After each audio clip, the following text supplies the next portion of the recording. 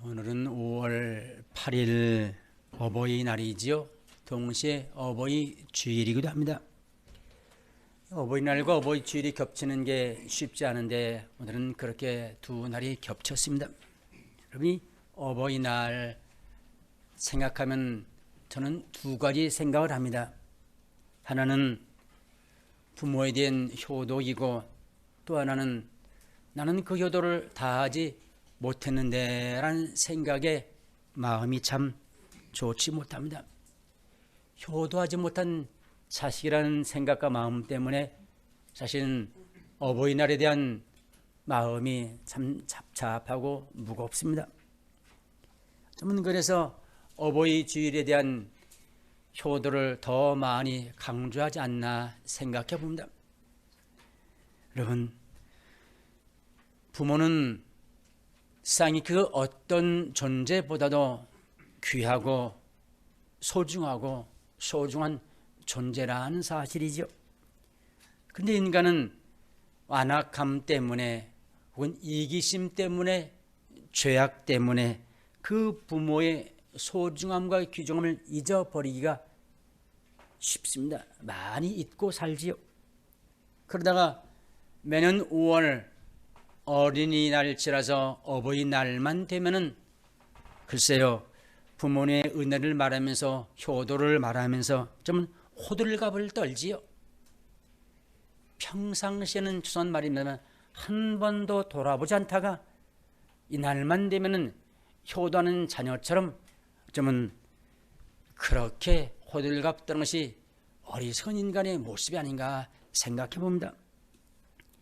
이런 취지에서 다시 한번 부모에 대한 효도를, 부모에 대한 소중함을 깊이 돌아다 보시면서 평소에 효도를 소홀히 하지 않고 평소에 마음을 다하여 부모를 잘 공경하고 혹 지난날 저처럼 잘못된 자식이라 한다면 회개하고 마음을 새롭게 할 수 있는 그런 시간이 되었으면 좋겠다라는 마음을 가져봅니다. 여러분, 왜 부모가 소중한 존재일까요? 여러분, 그 답을 알고 계십니까? 왜 부모가 귀중한 존재일까요? 한마디로 말해서 하나님의 대리자, 하나님이 보내신 대리자이기 때문에 하나님 부모가 소중하고 귀중한 존재입니다. 종교개혁자인 마틴 루터가 그렇게 말했습니다. 하나님께서는 하나님 자신을 대신해서 우리에게 보내신 사람이 있는데 그가 누구인가? 우리의 부모다라고 그렇게 말했습니다. 하나님 자신이 자신을 대신해서 부모를 우리에게 보내주셨다는 것입니다. 그 말은 하나님이 하셔야 될 많은 일들을 부모님께 유임해서 내 대신 네가 이 일을 해라라고 일을 맡기 위해서 보내신 사람이 부모라고 그렇게 말씀하는 의미이죠. 그래서 우리는 부모를 통해서 하나님의 손길을 깨닫고 부모의 손길을 깨달아 알아야 된다는 사실입니다. 제일 먼저 하나님은 우리에게 생명을 주셨던, 하나님은 우리에게 생명을 주셨지요. 그 생명을 어떻게 주셨습니까? 부모를 통하여서 생명을 주셨습니다. 그렇습니까? 여러분, 이 땅에 위대한 사람들이 참 많습니다. 그런데 여러분, 그 위대한 사람들이 다 잘났다고도 그가 스스로 태어난 사람이 있습니까? 혼자 이 땅에 오신 사람이 있습니까? 아무도 없습니다. 모든 사람이 부모를 통하여서 이 땅에 태어난 존재가 인간입니다. 자기 나라는 사실이죠. 그래서 우리는 어머님의 뱃속에서 10개월 동안 있으면서 어머님의 피와 영양분을 공급받고 부모의 유전자이죠. 부모의 DNA를 받아서 이 땅에 태어난 사람, 그것이 인간 나 우리라는 사실이죠. 그러므로 생명은 내 것이 아니라는 것을 아시죠? 그러면 그 생명 하나님께로 통해서 아시죠? 그 하나님께서 어떻게 주십니까? 하나님이 직접 우리에게 생명을 부어주실까요? 아니죠. 부모를 통해서 내 생명을 주셨다는 사실이죠.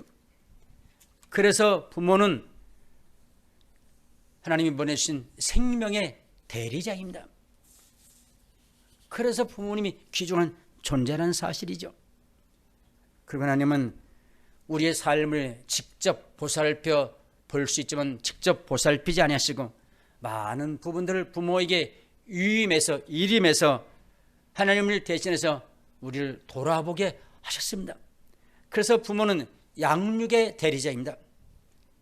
우리를 양육하시는 분이 부모이죠. 하나님이 양육하시되는데 양육하지 않으시고 부모에게 책임을 맡기셔서 부모가 나를 양육하도록 맡기신 양육의 대리자가 우리의 부모라는 사실이죠. 여러분 한번 잘 생각해 보시기 바랍니다. 여러분 모두가 우리가 지금 이 자리에 이르기까지 누구의 씀과 수고와 헌신이 있을까요? 부모의 수고, 헌신과 땀과 열매가 있었기 때문이죠. 부모의 절대적인 양육이 없었다고 한다면 어떨까요? 우리 학교에서 많은 것들을 배우죠. 많은 것들을 배웁니다만 그러나 대부분 인생의 삶에 있어서 살아가는데 꼭 중요한 필수 요소는 어디에서 누구에게 배웁니까? 가정에서 부모에게 배운다는 사실입니다. 그렇지 않습니까? 태어나서 누워서 엎치락거리며 뒤치락거리고 그리고 일어서서 걸음마를 시작하는 것, 걸음마를 누가 시켰습니까? 부모죠. 한 걸음대가 넘어지면 다시 일으켜 세워주고 또 몇 걸음대가 넘어지면 다시 일으켜 세워주는 것 부모이죠. 말하는 것 부모가 가르쳐줬습니다. 세수하는 것, 용변 보는 것, 여러분 옷 입는 것 누가 가르쳤습니까? 부모가 가정에서 다 가르쳐 주신 것입니다. 그러니 따지고 보면 인생의 삶에서 꼭 필요한 것들, 필수적인 사항은 다 부모님의 가르침을 받고 살아온 존재가 우리 인간입니다. 그뿐 아니죠. 하나님께서는 부모에게 내리 사랑을 주셔서 부모가 자식을 사랑하는데 한없이 끝없이 사랑합니다. 한없이 주고 또 주는 것이 부모의 사랑 아닙니까? 그러면 그 사랑 누구로부터 받은 것일까요? 하나님이 주신 사랑입니다. 하나님께로 닮은 사랑이죠. 그래서 부모는 하나님께서 인간을 축복한 축복의 대리자로 세우셨습니다. 제가 여러분 어쩌면 가정의 주일만 되면 강조드리는 말씀이죠. 하나님이 인간을 축복하시는데 그 축복하는 기관이 두 개입니다. 아시지요? 왜요? 많이 말씀드리죠. 하나는 교회를 통해서 하나님이 인간을 축복하십니다. 또 하나는 가정을 통해서 인간을 축복하시는데 그 가정 가운데 누구를 통해서? 부모를 통해서 축복하십니다. 그래서 부모가 자식을 놓고 축복하며 자식의 앞길을 놓고 기도할 때 하나님이 기뻐하시면서 그 부모의 기도에 응답해 주십니다. 내가 잘 되는 것 결국은 부모의 은구입니다. 저 역시 지금까지 삶을 돌아다 볼 때 제가 늘 말씀드리죠. 자식은 부모의 기도의 열매를 따먹고 사는 존재가 인간입니다. 여러분이 잘 되다고 생각하십니까? 그 모든 것이 부모의 기도의 열매와 결실을 꼭 기억하시기 바랍니다. 그래서 부모는 자식을 축복하는 바로 축복의 대리자로 하나님 세우신 대리자라는 사실입니다. 오늘 본문에 보시면 야곱이 그 아들 요셉과 그 손자를 축복하며 기도하는 내용이 본문의 내용입니다. 여러분 이미 잘 아시는 내용이죠. 고대 이스라엘에는 부모가 임종에 가까우면 하는 일이 하나 있었습니다. 어떤 일인가? 자식들을 다 불러다 놓고 그 부모가 자식 하나하나에 손을 얹고 축복하며 기도합니다. 그것이 그 당시 풍습입니다.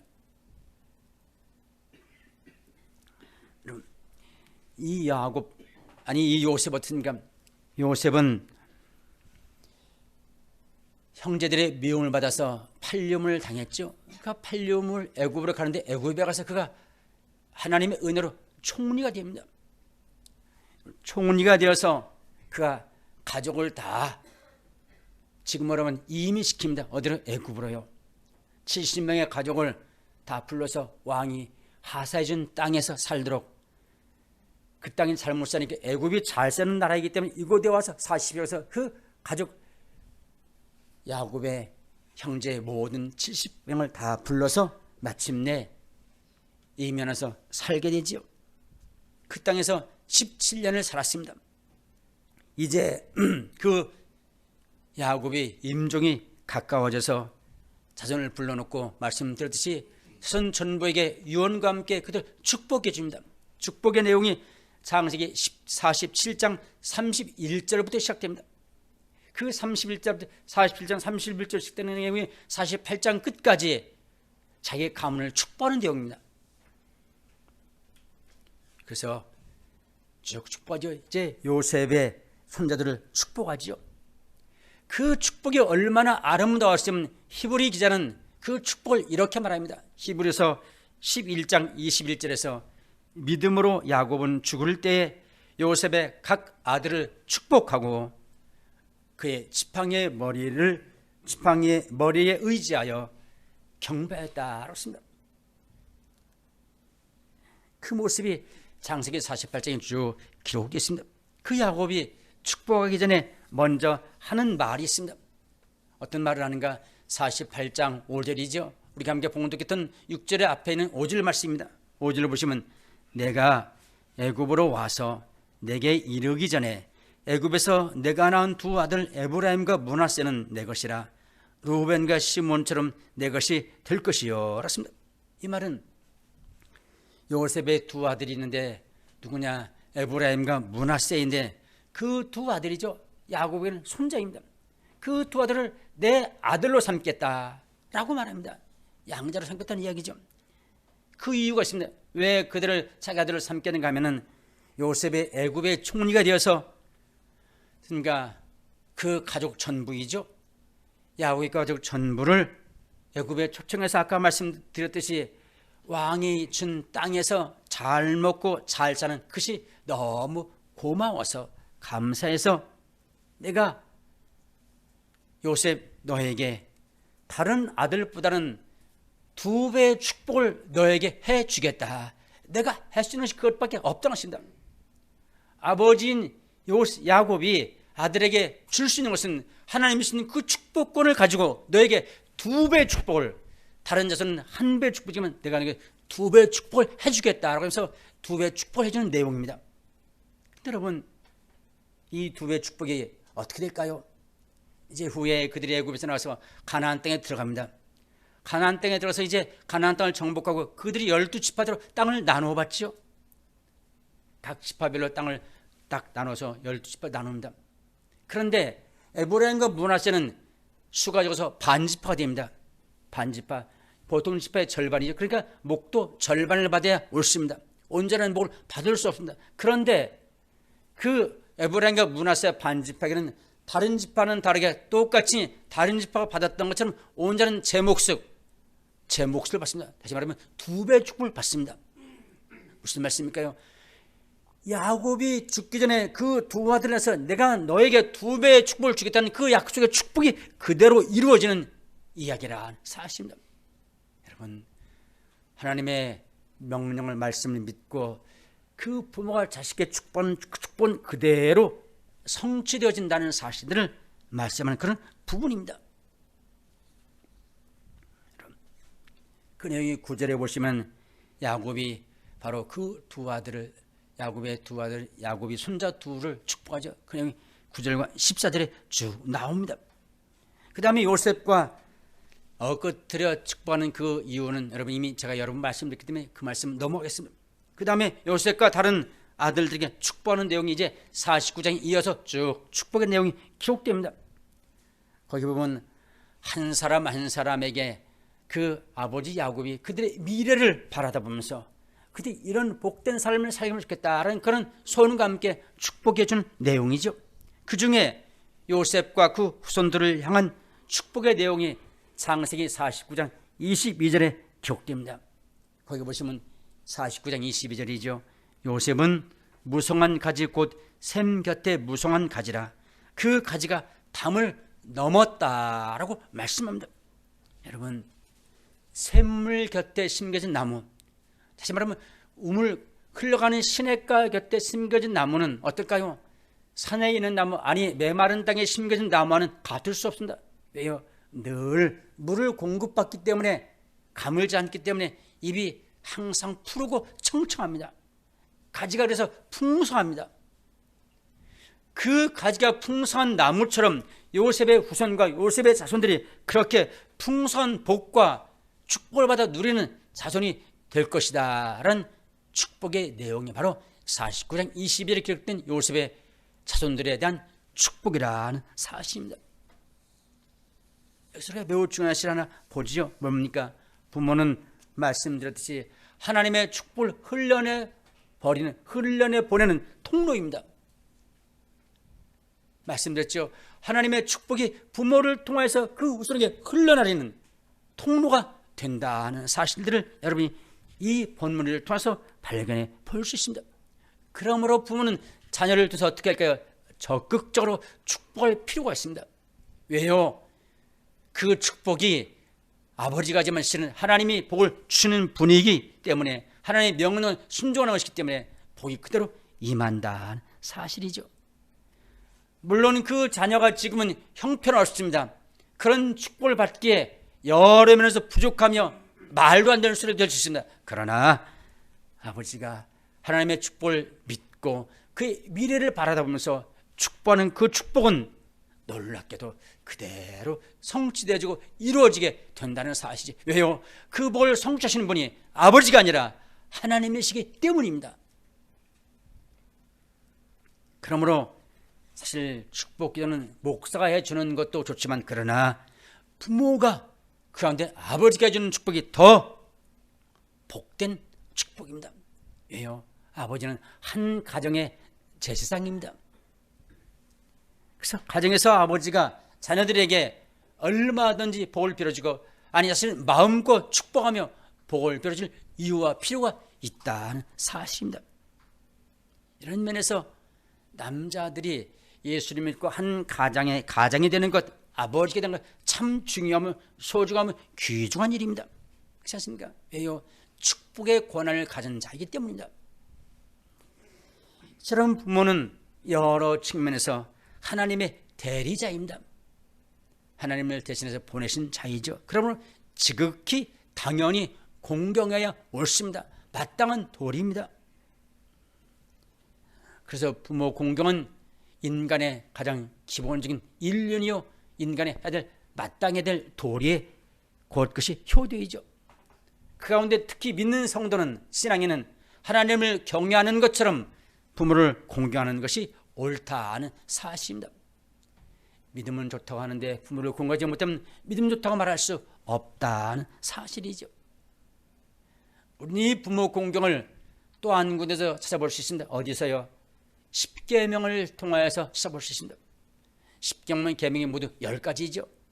그런데 그 10가지 가운데 4개는 하나님과 인간과의 관계, 인간이 하나님께서 지켜야 될 4개의 법령이고, 6개는 뭡니까? 사람과 사람과 관계 지켜야 될 법령입니다. 그 6개 가운데 다섯 번째죠. 다섯 번째가 뭡니까? 내 부모를 공경하라. 다섯 번째입니다. 그러면 내가 형통하며 장수하리라는 축복입니다. 사람과의 관계 가운데 첫 번째 하나님의 명령이 내 부모를 공경하라. 효도에 관한 말씀입니다. 그래서 에베소서는 그것을 첫 계명이다라고 말씀했어요. 다른 계명이 없는 것이 이 첫 계명이 있습니다. 뭘까요? 부칙, 지금 말하면 옵션입니다. 추가된 약속이 있습니다. 하나님 부모를 잘 공경할 때, 하나님이 공경할 때 이것을 주겠다는 부칙이 첨가된 계명이 다섯 번째, 내 부모를 공경하는 계명입니다. 어떤 부칙입니까? 부모를 공경하면 장수하며 형통하며 장수할 것이다 라고 약속합니다. 여러분, 이 땅에서 잘 되기를 원하십니까? 형통하기를 원하십니까? 부모를 잘 공경하십시오. 그럼 형통합니다. 그리고 장수하는 복을 하나님이 약속해 부칙으로 주셨습니다. 반대로 다섯 번째 계명, 부모 공경을 잘 하지 않을 때 하나님은 더불어 붙여놓으신 많은 것이 있습니다. 한마디로 커다란 저주가, 큰 저주가 너에게 임한다라고 말씀하셨습니다. 한두 번에 성경 많은 곳에서 부모 공경을 하지 않은 불효자에게 저주의 약속이 있습니다. 한 두 개를 볼까요? 잠언 20장 20절에 보시면 자기의 아비나 어미를 저주하는 자는 그의 등불이 흑암 중에 꺼짐을 당하리라. 깜깜한 밤중에 등불이 없으면 어떡해요? 더 깜깜하죠. 앞을 못 봅니다. 그런 인생이 되고 맙니다. 누가요? 부모를 효도하지 않고 불효하는 자에게. 두 번째, 잠언 30장 17절입니다.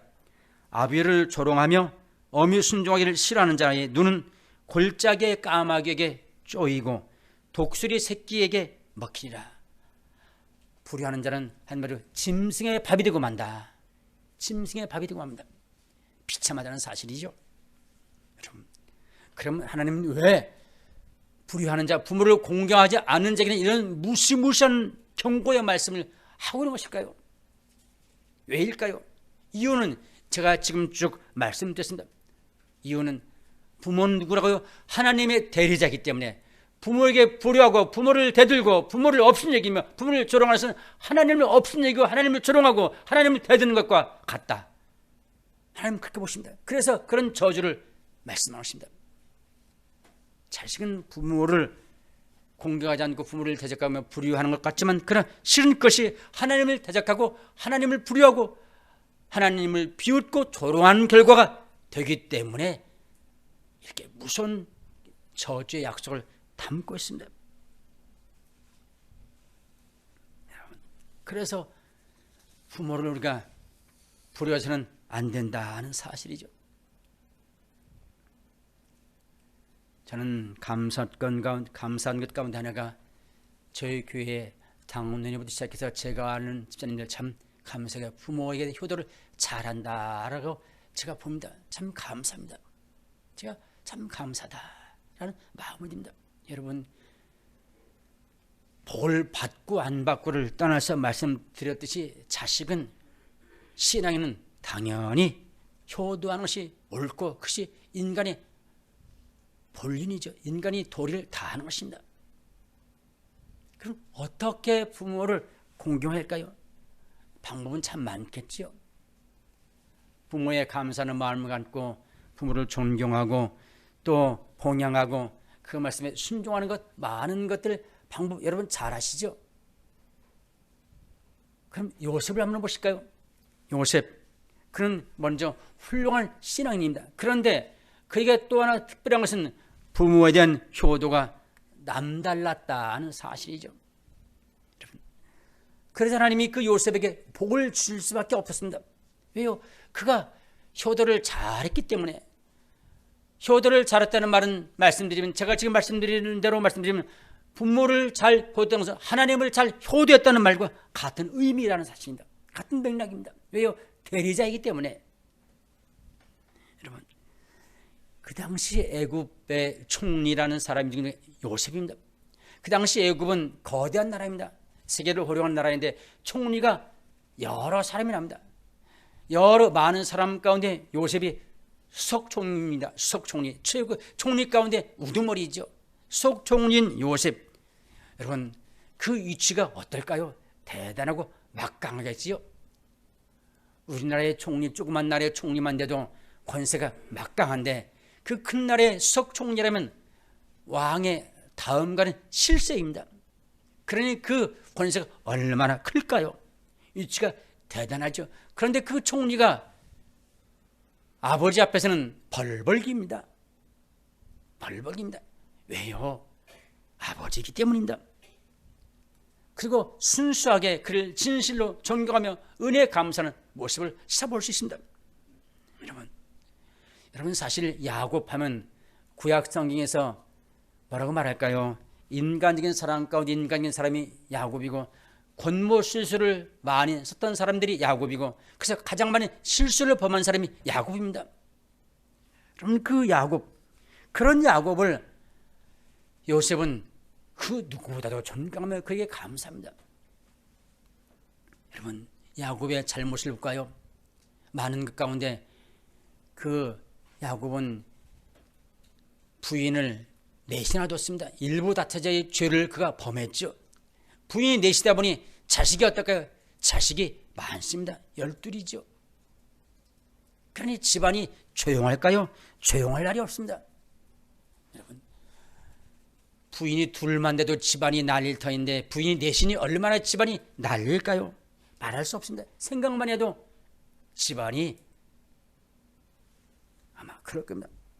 그 가운데 그러니까 요셉이 태어났는데 그 요셉이 아버지가 유달리 그를 사랑합니다.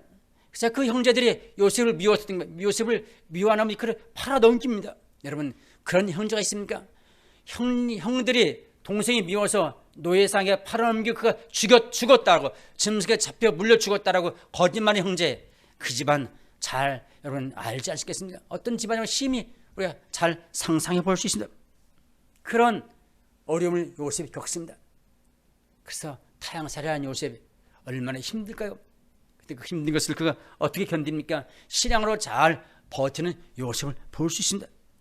그러면서 그가 부모도 용서하고 형들도 용서하고 그리고 그 모든 것들을 하나님의 섭니다. 하나님이 향하신 일로 받아들이면서 오히려 그를 감사하는 요셉을 잘 볼 수 있습니다.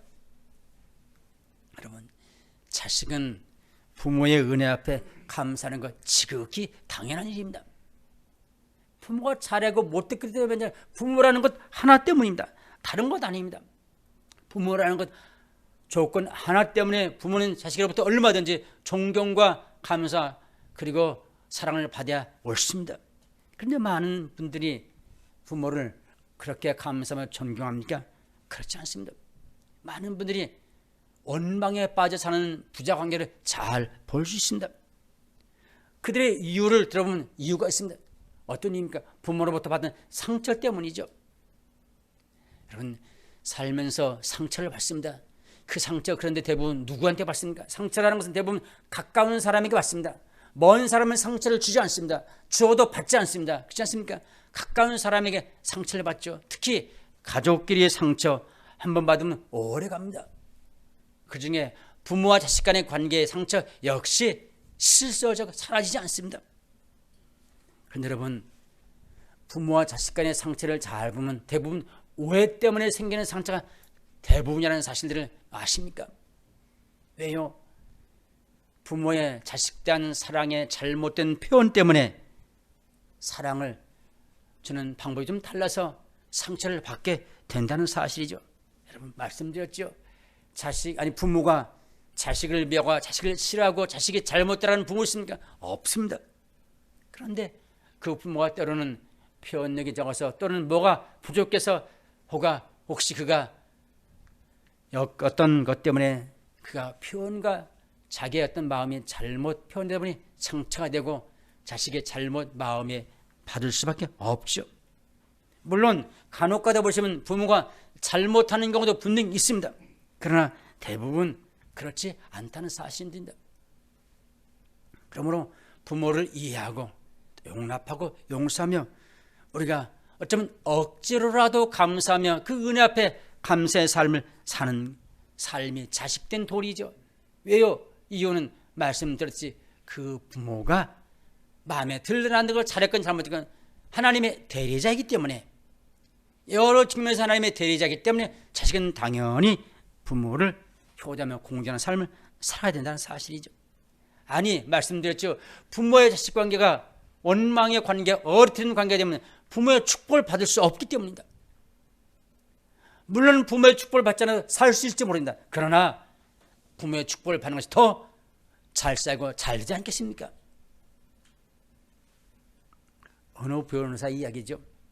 이 변호사가 어린 시절 아버지가 가족을 버려두고 집을 나갔습니다. 이유도 원인도 모릅니다.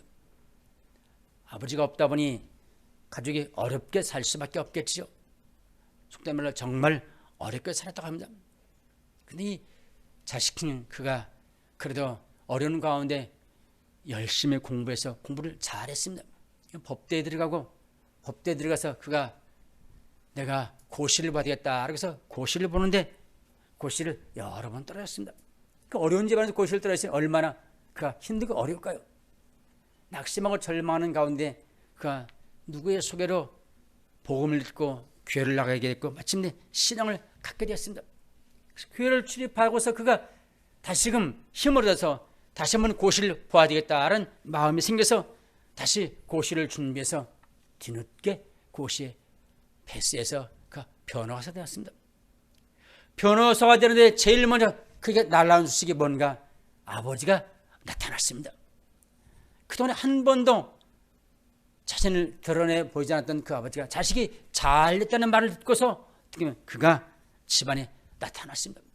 자, 그 자식이 그를 미운데 그 미움을 뭘로 표현할 수 없을 만큼 미웠습니다. 마음도 상하고 일이 잡히지 않고 일이 되지 않습니다. 왜요? 아버지가 미워서, 원망스러워서. 그러다가 그 문제를 어떻게 해결할까라고 생각하다 그가 그 문제를 기도하기 시작했습니다. 기도하는데, 많이 기도하는데 한 번은 그의 음성에 들리길, 네가 하나님의 은혜를 받은 자이냐, 십자가의 사랑을 받은 자이냐라는 그런 물음을 받는, 그 물음을 받게 되고 그가 깜짝 놀라서 기도 중에 깨서 자기의 삶을 돌아다봅니다. 자기가 어떻게 구원받았고 어떤 은혜를 입었는가를 비로소 깨달아 알고서, 하나님이 내게 깨달음을 주셨구나. 내가 어떻게 태어났고 어떻게 땅 살고 어떻게 그런 구원의 은혜를 힘입는 걸 알고서, 부모가 내게 생명을 주셨기 때문에 내가 이 땅에 태어났구나. 다른 건 몰라도 부모가 내게 생명을 준 것만은 내가 감사했구나 하는 마음이 들어서 그 이후로 마음을 되뇌면서 마침내 부모와 화해하고 나니까 집안이, 지옥 같은 집안이 이제는 평안하게 집안이 이루어진 것을 보고 그가 기뻐했다는 그런 이야기입니다. 여러분, 자식 부모 양쪽 다 할 말이 있겠지요. 이유가 있겠지요. 그러나 부모 자식 간에 이유와 사랑은 사실은 아무것도 아니라는 사실이죠. 왜요? 말씀드렸듯이 부모는, 아닌 자식은 부모이기 때문에 그를 사랑하며 존경해야 되는 것이고, 그리고 부모는 자식이기 때문에 그로부터 사랑과 존경을 받을 이유가 분명히 있다는 사실이죠. 잘했든 잘못했든 옳든 그르든 그 모든 것은 뒤로야 옳다는 사실이죠. 이 본문을 보십시오. 요셉이 이때쯤 나이가 약 50 중반쯤 되었을 것입니다.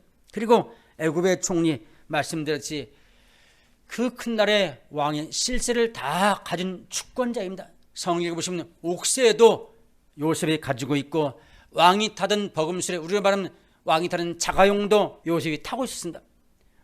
왕이 말하기를, 내가 너보다 높은 것은, 왕이라는 자리에는 내가 너보다 다 낫다, 내 모든 실권을 너에게 준다라고 성경에 기록했습니다.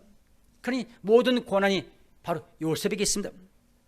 그런 그가 말씀드렸지요. 아버지에게는 쩔쩔기는 그런 모습으로 살았습니다.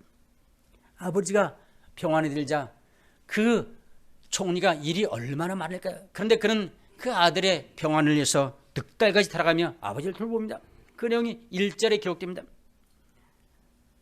그러면서 그 아버지가 손자들에게 축복했다니까 손자들을 데리고 와서 감사해서 넙죽절하고 그 손자들 그 앞에 무릎 꿇고 자신도 무릎 꿇고서 축복받는 요셉의 모습을 보게 됩니다. 얼마나 아버지를 존경했고 그 은혜를 사모했고 하나님의 복을 원했다고 한다면 그런 모습으로 그 앞에 그가 무릎 꿇을 수 있었는 것입니다. 12절의 내용이 그런 내용이죠. 그런가 하면 그 요셉이 아버지를 얼마나 잘 봉양하는 것은 그가 돌아가신 이후, 죽은 이후의 모습을 보면 잘 알 수 있습니다. 그가 아버지가 죽었죠. 그래서 장례를 치릅니다. 그 장례를 치는 내용이 50장 1절부터 기록됩니다. 장례를 치는데 어떤 정도로 장례를 치는가? 뭐랄까요? 장어마리만큼 그 아들의 장례를 치른 요셉을 볼 수 있습니다. 그 당시 고대 예산 어떻게입니까? 왕이나 고관들은 시신을 미라로 처리했죠. 그래서 향을 넣습니다. 시신에. 그런데 요셉에게 향을 넣는데, 야곱에게 향을 넣는데 며칠 동안 40일 동안 향을 넣습니다. 시신을 쳐야 하는데 대단하지요. 그리고 그 백성들이 요셉 총리의 아버지가 돌아가시 따라서 그들이 그러니까 애곡하는데 70일 동안 애곡합니다. 지금으로 말하면 총리 아버지가 돌아가셔서 국장으로 장례를 치르고 그 국장을 며칠 동안이요 70일 동안 국장을 치릅니다. 대단하지요. 국장을 치르는 것만 해도 대단한데 그 국장을 70일 동안 국장을 치른 요셉 어떨까요? 요셉의 업적이 대단했기도 하지만 그러나 요셉이 아버지를 그렇게 잘 모시며 봉양했기 때문이라는 사실입니다. 그렇게 장례를 치는 모습. 그 이후에 문제를 보시면 이제 형제들이 두려웠답니다. 왜요? 아버지가 돌아가셨으니 요셉 총리 저 요셉이 우리를 죽이면 어떻게 하느냐? 내가 그 요셉을 팔았는데 우리가 요셉을 미워서 노예로 팔아넘기는데 복수하겠다고 나서면 어떻게 하겠느냐라고 벌벌 떨 때 그것을 안 요셉이 뭐라고 말합니까? 형님들이요 걱정하지 마십시오. 걱정하지 마십시오. 내가 그렇게 하지 않겠습니다. 보복하지 않겠습니다. 형님들을 다 책임지며 형님들의 손족까지 자손까지 내가 다 책임지겠습니다 하면서 그들을 돌아보는 요셉 어떻습니까? 본받을 만하지요. 신앙도 좋고 부모 공경도 잘하고 그리고 가족도 잘 보는 그 요셉 참 본받을 만하다. 멋지다 라고밖에 말할 수밖에 없죠. 그런 요셉과 우리의 효도를 비교하면 어떨까요? 저는 참 부끄럽습니다. 말할 수 없지요. 참 마음이 부끄럽다, 죄송하다 하는 생각 마음을 듭니다. 여러분 어버이 주일입니다. 말씀드렸듯이 1년 중에 이날 하루는 물론 효도해야 되고 남은 날로 효도하는 것 우리가 마땅히 해야 될 일이죠. 왜요? 부모에게 효도하는 것이 하나님을 섬기는 것이 되는 것이고 또한 부모는 부모이기 때문에 부모라는 것 때문에 마땅히 자식으로부터 효와 공경과 사랑과 그리고 감사를 받아야 옳습니다. 그런 신앙을 통해서 축복을 받아 누리는 우리 모든 식구들이 되시기를 주의 이름으로 축원합니다. 기도하시겠습니다.